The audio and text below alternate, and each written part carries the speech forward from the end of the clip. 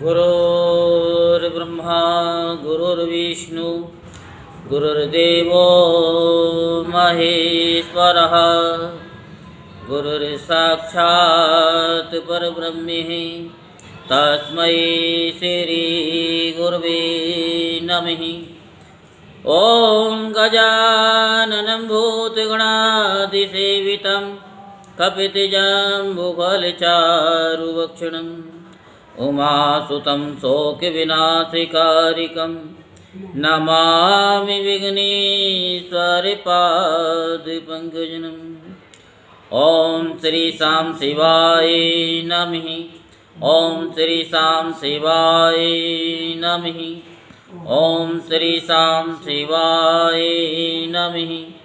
ॐ श्री शां शिवाय नमः। बोलो शंकर भगवान की जय। आज हम आपको शिव महापुराण की कथा सुनाते हैं। जो भक्तजन इस शिव महापुराण को संपूर्ण सुनते हैं उनकी सभी मनोकामनाएं पूर्ण हो जाती हैं, सारे कष्ट उनके दूर हो जाते हैं, धन संपत्ति उनके घर में बढ़ने लगती है, वास्तु दोष भी हट जाता है, काल सर्प दोष भी हट जाता है। जितने भी दोष होते हैं संसार में वो सब दोष हट जाते हैं। और सोमवार को जो उपाय बता रखा है कि 5 मोमबत्ती शिवालय में जलाएं, 2 मोमबत्ती अपने घर के दरवाजे पर जलाएं। तो जलाने से क्या होता है कि आपके सारे कष्ट जो है जल कर के भस्म हो जाते हैं। तो ये 21 सोमवार करने पर मनुष्य की सभी मनोकामनाएं पूर्ण हो जाती हैं। आज हम आपको अमर तत्व प्राप्त करने की 4 यौगिक साधनाएं आपको सुनाते हैं। सो आप सभी मन को एकाग्र करते हुए शांतिपूर्वक कथा को श्रवण करेंगे और धर्म लाभ प्राप्त करेंगे। देवी बोली, योगी योगाकाश से उत्पन्न वायुपद कैसे प्राप्त करता है? हे प्रभु, यदि आप मुझ पर प्रसन्न हैं तो ये सब मुझे बताइए। शंकर बोले, हे देवी, योगियों के हित की कामना से मैंने पहले सभी बातों को कह दिया है। अब जिस प्रकार योगी काल को अच्छी तरह जीतकर वायु स्वरूप हो जाता है उसको सुनो। हे सुंदरी, उस योग सामर्थ्य से मृत्यु के दिन को जानकर प्राणायाम में तत्पर योगी आधे महीने में ही आए हुए काल को जीत लेता है। हृदय में स्थित रहने वाला वायु सदा अग्नि को प्रदीप्त करता है। अग्नि के पीछे चलने वाला वे महान तथा सर्वगामी वायु भीतर और बाहर सभी जगह व्याप्त है। ज्ञान विज्ञान एवं उत्साह इन सब की प्रवृत्ति वायु से होती है। जिसने इस लोक में वायु को जीत लिया उसने संपूर्ण जगत को जीत लिया। योग पारायण योगी सम्यक धारणा ध्यान में तत्पर रहे। उसे जरा मृत्यु के विनाश की इच्छा से सदा धारणा में निष्ठा करनी चाहिए।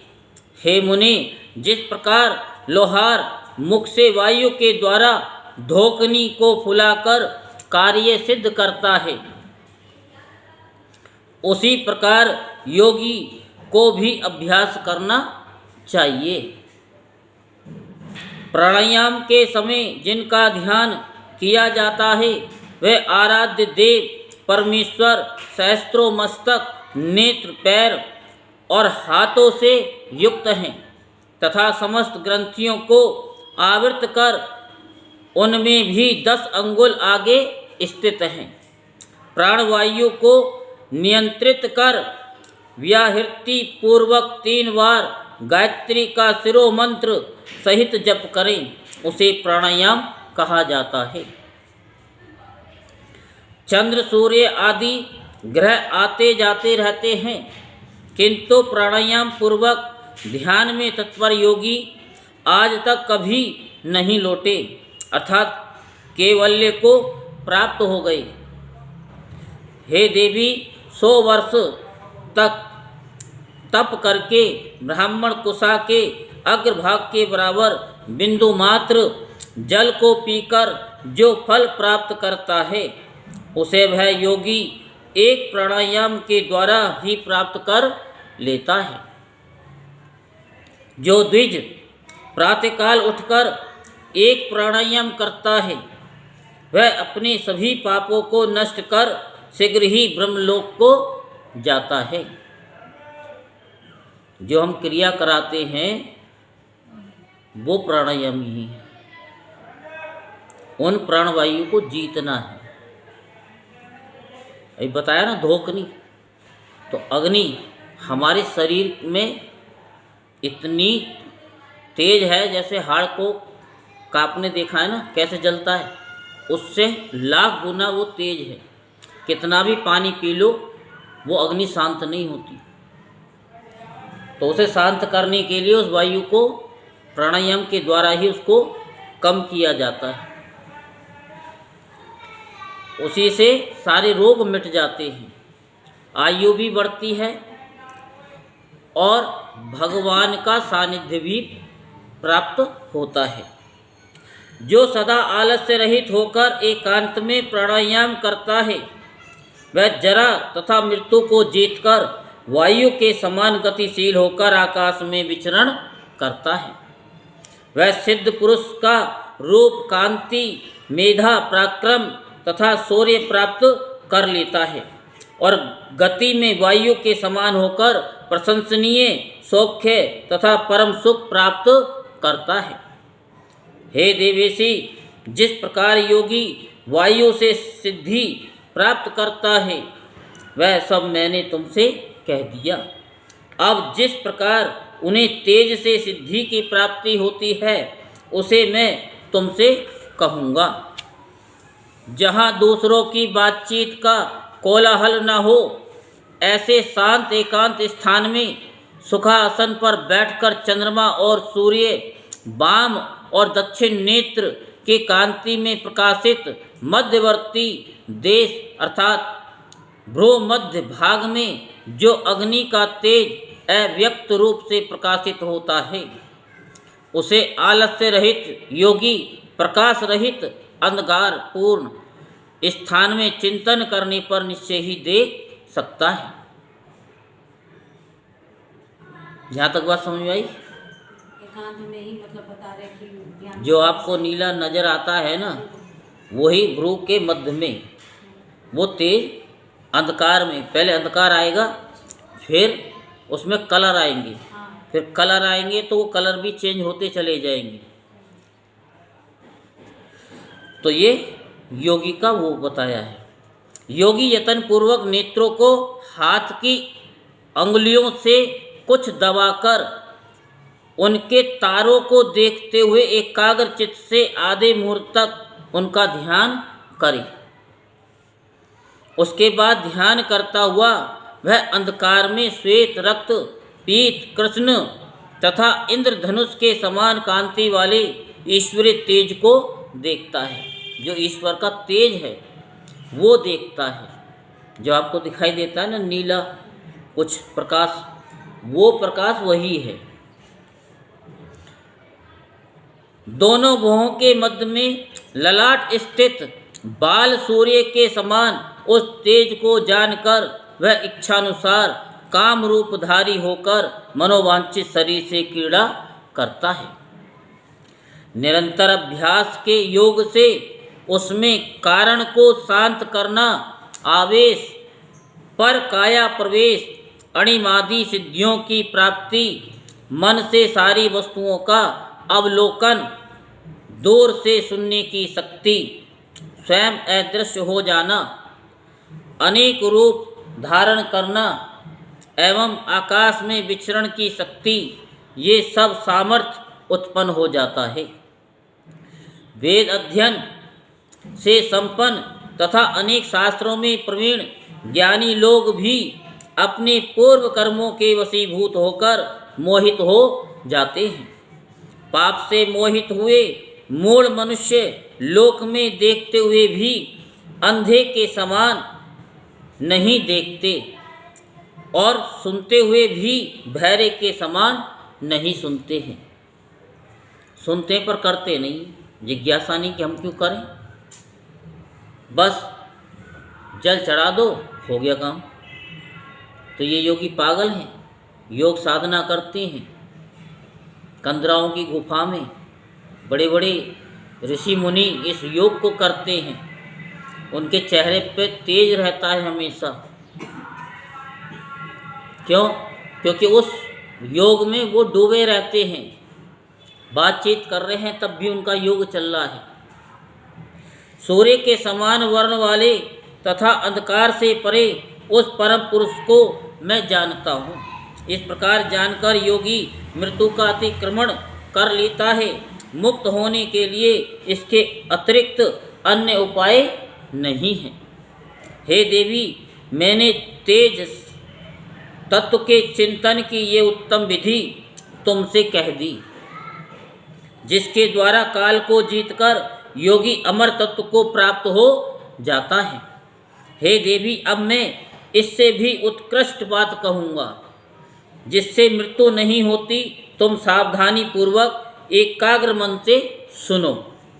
हे देवी, प्राणियों की तथा ध्यान करने वाले योगियों की तुरीयावस्था होती है।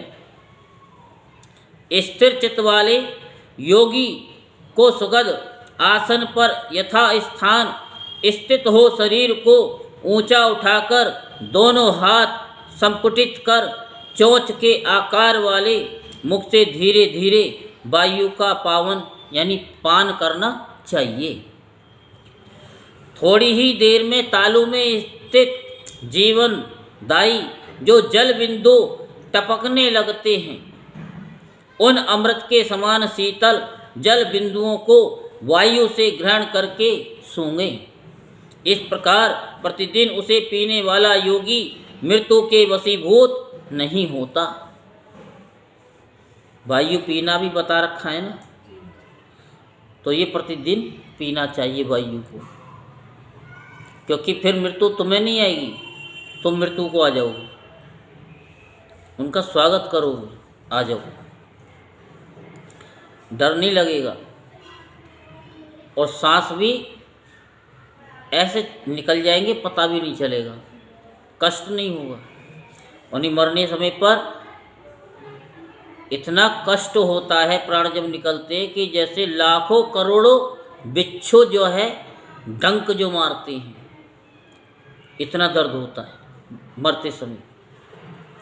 मुझे नहीं पता, लेकिन बताते हैं जो धर्म ग्रंथ कहते हैं, जो ऋषि मुनि सुनाते हैं, और हम तुम सब देखते भी हैं, लोगों के प्राण नहीं निकलते कई कई महीने तक, तो वो कष्टी है। तो वह दिव्य शरीर वाला महातेजस्वी और भूख प्यास से रहित हो जाता है। वह मनुष्य बल में हाथी के समान, वेग में घोड़े के समान, दृष्टि में गरुड़ के समान, दूर से सुनने की शक्ति वाला, कुंडल के समान घुंघराले काले केश वाला और गंधर्वों एवं विद्याधरों के समान स्वरूप वाला होता है, और बुद्धि में बृहस्पति के समान होकर देवताओं के 100 वर्ष तक जीवित रहता है। ऐसा करता हुआ वह सुखपूर्वक स्वेच्छाचारी रहकर आकाश में भ्रमण करता है। हे वरानने, अब मैं दूसरी विधि का वर्णन करता हूँ, जिसे देवगण भी नहीं जानते। तुम प्रयत्न पूर्वक उसका श्रवण करो। योगी अपनी जीव को सिकोड़कर तालू में लगाने का अभ्यास करें तो कुछ समय के बाद वह लंबिका को प्राप्त कर लेती है। तब तालू से स्पृष्ट हुई वह जिह्वा शीतल अमृत का स्राव करने लगती है। उसको निरंतर पीता हुआ वह योगी अमर तत्व प्राप्त कर लेता है। जैसे हाथ से निचोड़ने से गीली वस्तु से रस टपकता है, उसी प्रकार रैफाग्र तथा लंबिकाग्र से निर्मल कमल बिंदु से प्राप्त हुआ देवताओं को आनंद देने वाला अमृत परम पद गिराता है। बता रखा है कि नहीं? नहीं, मुझे ध्यान नहीं होता।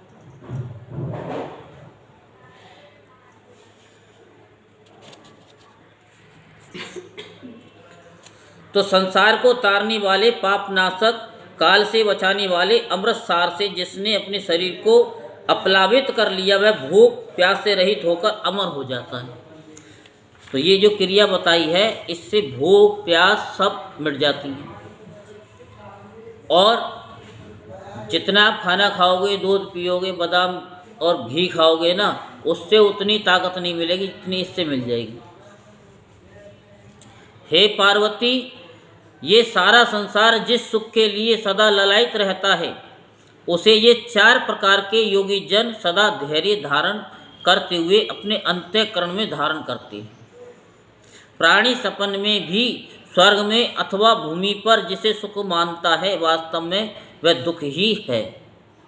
इस प्रकार का सुख तो इन चारों योगियों के लिए किंचन मात्र भी सुखकर नहीं है। अतः मंत्र, तप, व्रत, नियम, नीति, विनय से युक्त धर्मवेता मनुष्यों से और औषधियों तथा योग से युक्त ये राग में पृथ्वी उत्तम फल देती है। भूतों के आदि देव शिवजी इन 4 प्रकार के योगों से युक्त होकर विचलित नहीं होते। अतः अब मैं विधि सहित शिव नामक छाया पुरुष का वर्णन करता हूँ, जो साक्षात शिव स्वरूप है। बोलो शंकर भगवान की। हर हर महादेव, हर हर महादेव, हर हर महादेव।